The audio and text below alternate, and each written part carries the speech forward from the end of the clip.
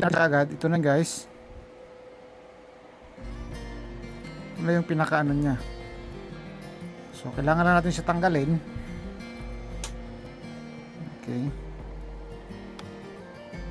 So ito yung mga SSD niya. So dito tayo. Para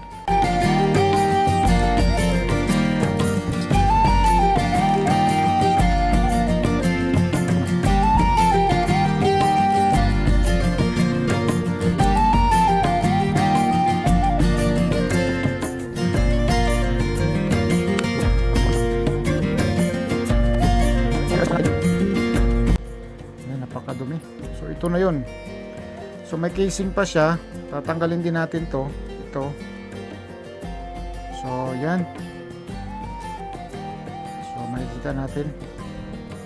Toshiba disk drive made in Philippines.